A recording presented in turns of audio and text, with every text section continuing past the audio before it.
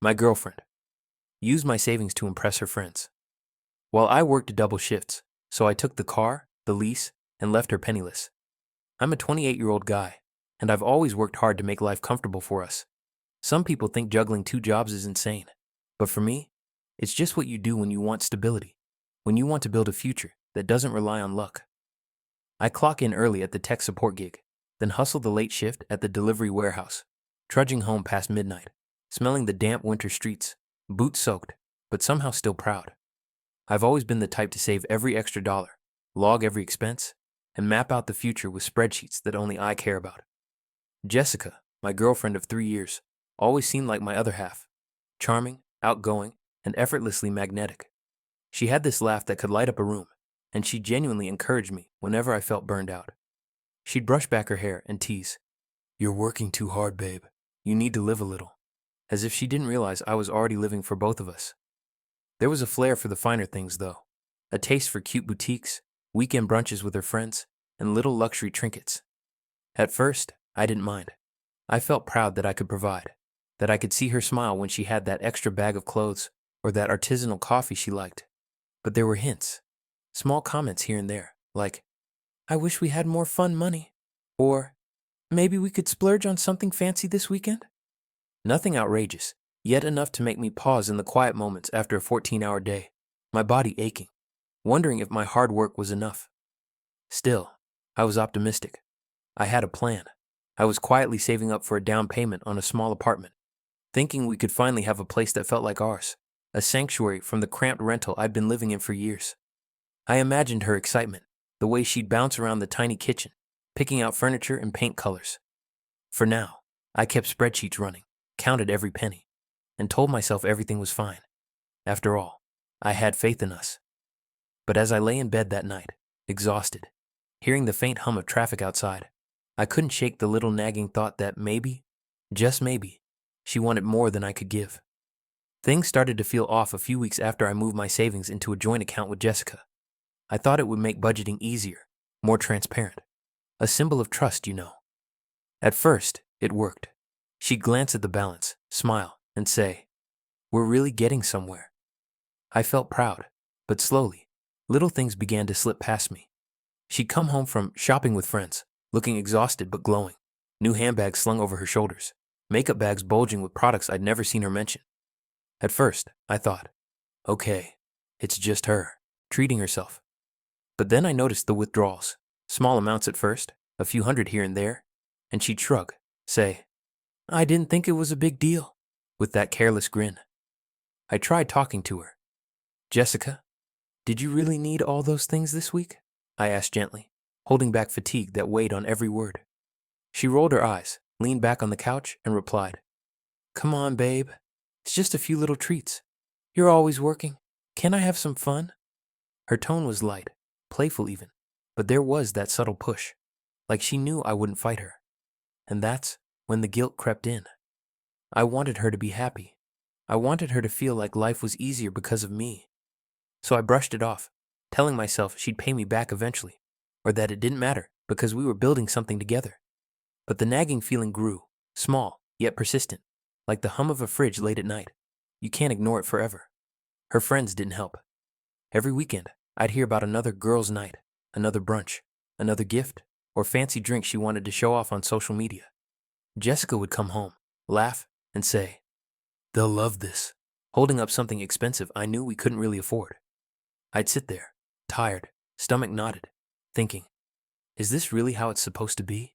Me, working myself to exhaustion, and her living like this? But I convinced myself it was temporary. Maybe things would balance out. Maybe it was just the stress of early adulthood. I couldn't know yet how fast the scales would tip, and that the little treats were only the beginning. By the time a couple of months had passed, I couldn't ignore it anymore. The withdrawals from our account were no longer small. They were noticeable. I started keeping a quiet log on my phone, just to see the pattern. Groceries were fine, utilities were fine, but weekends out with friends, clothes, spa treatments, expensive lunches, every little thing was adding up.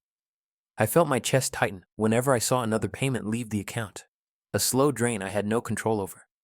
I remember one Friday evening, holding my phone under the dim light of my bedroom lamp, scrolling through the transaction history and thinking, This isn't a treat anymore. This is a habit, and I'm the one paying for it. I confronted Jessica casually, trying to sound lighthearted. Hey, I noticed a lot of withdrawals lately. Did we go overboard on spending?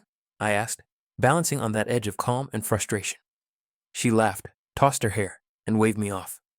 Babe, relax. It's nothing. Just a few nights out with the girls. You work so hard, you don't need to stress about every little thing. Her voice was soft, persuasive, almost like she was trying to soothe me, but I felt a spike of anger I couldn't ignore. It wasn't just the money, it was the attitude. She bragged about the nights out, the gifts she bought for her friends, even the reactions on social media. I'd hear her in the bathroom giggling into her phone. You guys are gonna love this.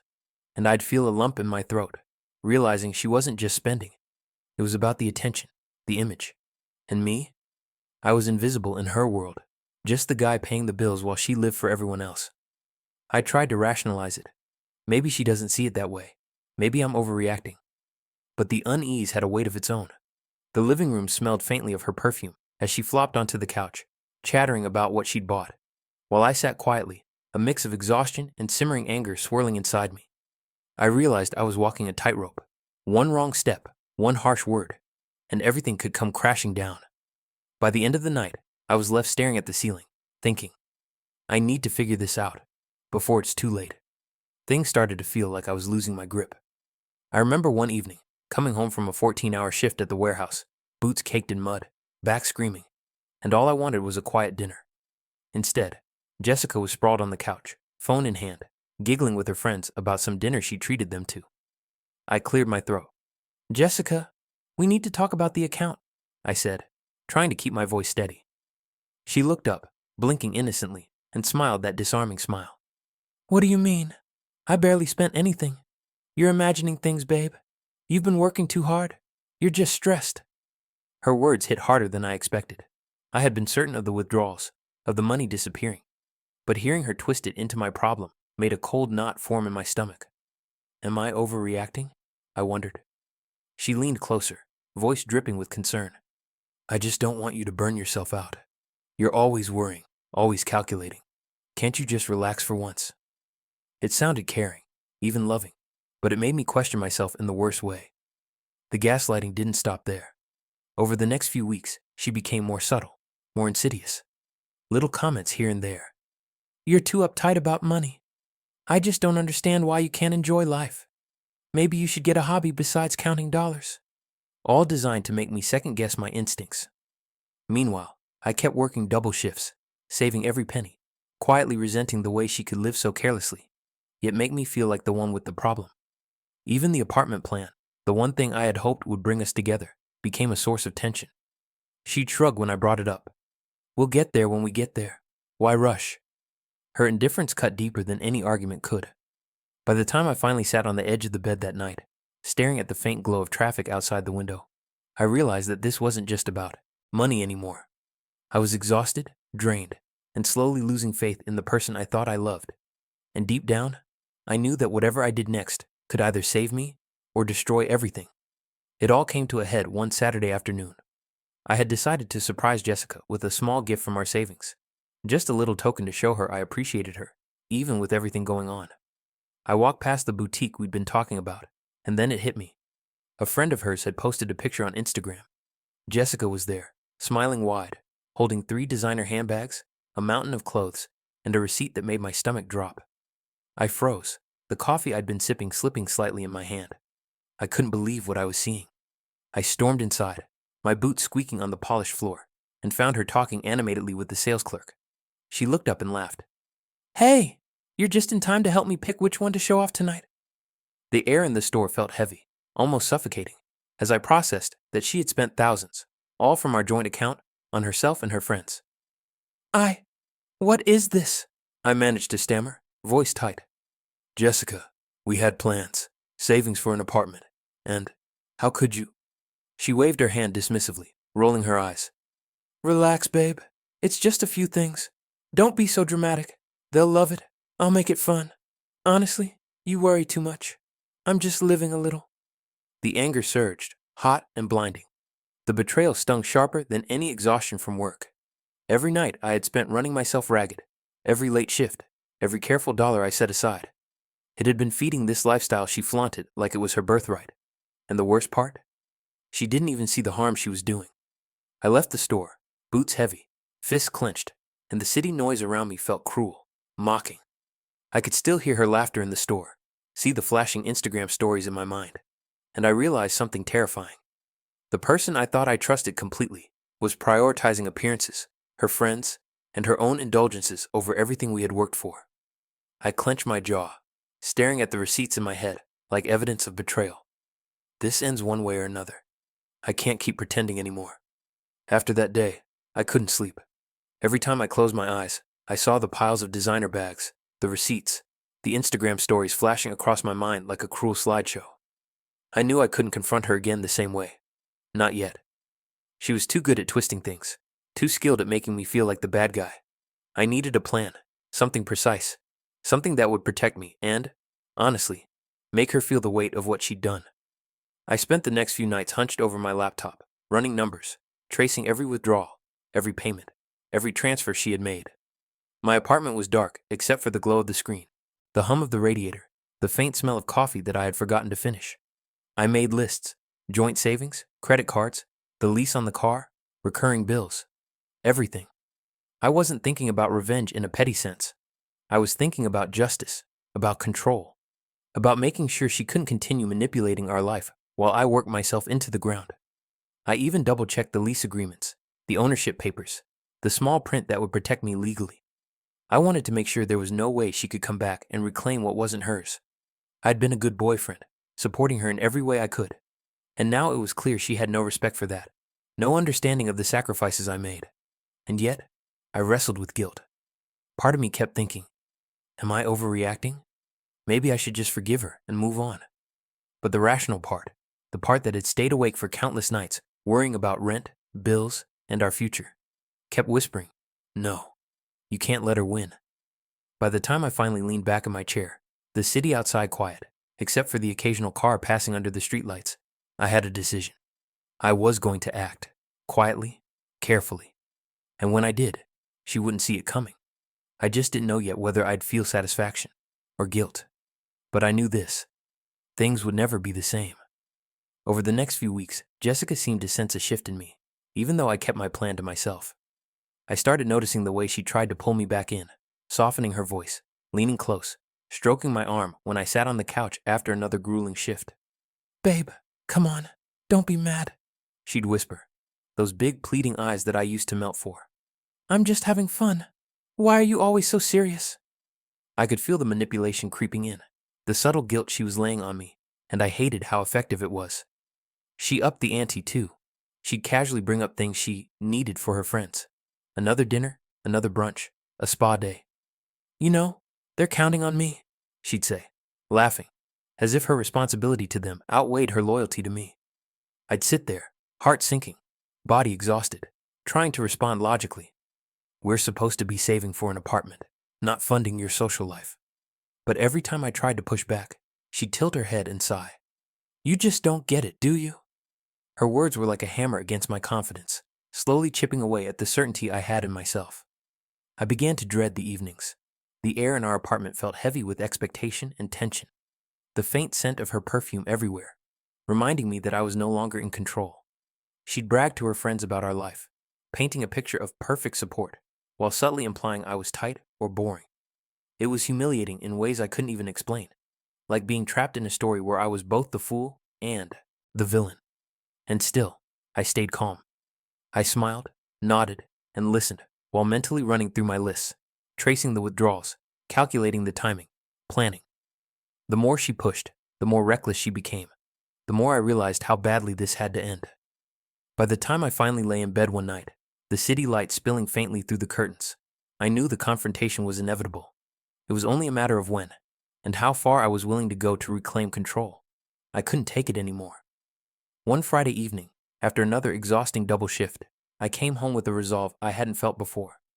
Jessica was sprawled on the couch, scrolling through her phone, laughing at some story her friends had posted. I set my keys on the counter, took a deep breath, and said, "We need to talk, now." She looked up, feigning surprise, one eyebrow raised. Oh, about what, exactly? I felt my chest tighten, but I forced myself to stay calm. Jessica, all of this. I gestured toward the phone in her hand. The designer bag scattered across our social media feeds, the withdrawals from our account. You've been using our savings, my hard-earned money, to impress your friends. Do you even realize what that means? Her expression shifted. First shock, then laughter, then that practiced roll of the eyes. Oh, come on. You're blowing this way out of proportion. It's just money, babe. I'm just having fun. You're always so serious. Can't you lighten up? But I wasn't backing down. I held up my phone, showing the log of withdrawals, the receipts, the transfers. Do you see this? Thousands of dollars, gone in a few months. The apartment we were saving for, almost nothing left, and all you can do is laugh and act like it's no big deal. Her voice rose, a mix of indignation and fake hurt. You're being dramatic. I'm just living my life. Why do you have to make everything so tense? I felt the anger rising, sharp and electric, but I stayed steady. Living your life shouldn't come at the expense of mine. You've lied, manipulated, and spent recklessly while I worked myself into the ground. I'm done pretending this is okay. Her friend's text pinged in the background, and I realized she had been broadcasting this version of our life the whole time. The betrayal hit me all over again, but this time I wasn't going to crumble. I looked at her, exhausted, furious, and knew exactly what I had to do. I didn't move yet. I just waited, letting the silence sink in, letting her realize the storm she had stirred. That night, after the confrontation, I felt broken.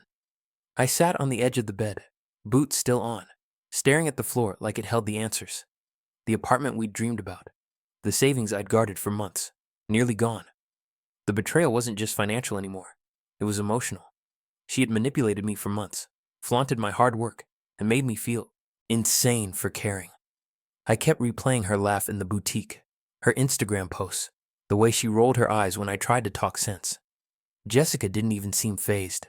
She flopped on the couch, scrolling, laughing at memes her friends sent her, like none of this mattered. I felt humiliated, not just in front of her, but in my own head.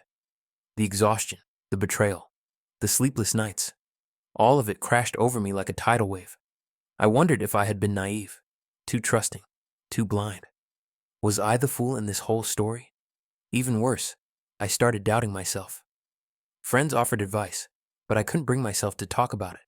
It felt too personal, too shameful. I couldn't tell anyone that the woman I loved had spent our future on parties, brunches, and handbags. I even wondered if I deserved this somehow, for working too hard, for caring too much, for expecting fairness.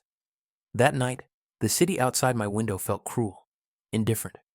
Car horns blared, people laughed in the streets, and I lay awake, feeling smaller than I had in years. I wanted to scream, to throw something, to make her feel even a fraction of the betrayal I felt. But all I could do was sit there, broken and exhausted, trapped between rage and despair. And yet, in that darkness, something flickered, a tiny spark of resolve, buried beneath the shame and heartbreak. I realized that I couldn't stay here. I had to act, to reclaim control, or I'd lose everything, not just my money, but my dignity, my sanity. I didn't know how yet, but I knew one thing. Things would never be the same, and I wouldn't let her win. I woke up the next morning with a clarity I hadn't felt in months. The exhaustion, the betrayal, the sleepless nights, all of it crystallized into one undeniable truth. I had to take control. Quietly, methodically. No yelling, no dramatic scenes. Just action. I reviewed the lease on the car again, double-checked my name on all the documents, traced the joint account. Everything was within reach. When she came out of the shower, towel around her shoulders, chatting about some brunch she had planned with her friends, I looked at her calmly. Jessica, the car's in my name. The lease too, I said, voice steady, almost clinical. Her smile faltered, just a flicker. Wait, what do you mean? I handed her the stack of documents I'd prepared over the past week. You've been living off our savings, prioritizing appearances, ignoring everything I've done. I'm taking the car, the lease, and I'm securing the accounts. You're left with what you've already spent, nothing more. Her eyes widened, panic starting to creep in. You can't. She stopped herself, realizing I wasn't going to argue or beg. She tried the guilt trip next. Babe, come on. I didn't think it was that big of a deal. Please, I'll pay you back. I shook my head. Too late. Actions have consequences. I've given you every chance to respect our life, and you chose friends, image, and luxury over me, over us. I'm done pretending this is okay. The shock on her face was almost delicious. Finally, she felt the weight of what she'd done. I didn't gloat, didn't taunt. I just stayed calm, precise, letting the law, the contracts, and my preparation speak for me. For the first time in months, I felt a sense of relief, a surge of empowerment. By the time she slumped onto the couch, phone forgotten, panic etched across her face. I realized something important. I wasn't just reclaiming money or possessions. I was reclaiming myself, and she couldn't take that away. I walked out of the room quietly, feeling the city hum outside our window, and for the first time in a long time, I breathed. The days that followed were surreal. Jessica stayed in the apartment, but the energy had shifted completely. Her usual confidence was gone, replaced by a kind of quiet panic I hadn't seen before. Friends started noticing. Texts went unanswered, plans were canceled, and social media posts bragging about fun nights vanished. I realized that the life she had been projecting, the carefully curated image she had built for everyone to see, was collapsing, and she had no one to blame but herself. For me, it was strange. I felt a mix of relief, vindication, and exhaustion. I no longer carried the weight of her manipulation. The savings that were left were protected, the car and lease were secure, and most importantly, I finally felt like I had control over my own life again. Sitting on the couch one night, I looked out at the city lights, reflecting off the rain-soaked streets, and I realized I hadn't felt this level of peace in months. I didn't gloat or taunt Jessica. That wasn't the point. The point was that I had stood up for myself, reclaimed what was mine, and established boundaries she had repeatedly ignored. I thought back to all the long nights at work, the careful budgeting, the sacrifices, and I realized they had not been wasted. They had prepared me to handle this moment with clarity and strength. Even though part of me still felt the sting of betrayal, that sting was tempered by empowerment. I had been pushed to the edge, but I didn't crumble. I'd taken action, set things right, and ensured that I would never be walked over like that again. And as I finally let myself relax, hearing the faint hum of traffic outside, I understood something fundamental. Trust is earned, respect is mandatory, and self-worth isn't something you negotiate. For the first time, I felt genuinely free. I knew the chapter with Jessica was over, and this time, it was truly, irrevocably finished. Weeks later, I finally felt like I could breathe again. The apartment we had dreamed about was no longer just a spreadsheet in my phone. It was within reach, fully funded by my own careful planning, untouched by her reckless spending. I spent an evening painting the walls a soft gray. The smell of fresh paint mingling with the faint scent of the city drifting through the open window. It was quiet, calm, and mine. For the first time, I realized how much weight had been lifted off my shoulders. I thought about Jessica, and honestly, a part of me still felt anger, resentment for the betrayal, for the months of manipulation, for the way she made me doubt myself. But that anger didn't consume me anymore. It fueled clarity. I had learned something important. Boundaries aren't negotiable, and people who don't respect them don't get a seat at your table, literally or figuratively. I also thought about myself, about the strength I didn't realize I had. Working double shifts, saving obsessively, planning meticulously. It hadn't been in vain. Every sacrifice, every exhausted night, every small act of restraint had prepared me to take control, to stand firm when it mattered most. I wasn't just surviving anymore. I was thriving. I started to focus on the things that mattered: my career, my health, my hobbies that had been neglected, and friendships I put on hold. I went out for coffee, walked through the parks I used to drive past, and smiled at little things that had been invisible when I was drowning in stress and betrayal. Life felt vivid again. And finally, I understood the ultimate lesson. Respect yourself, and people will either follow or step aside.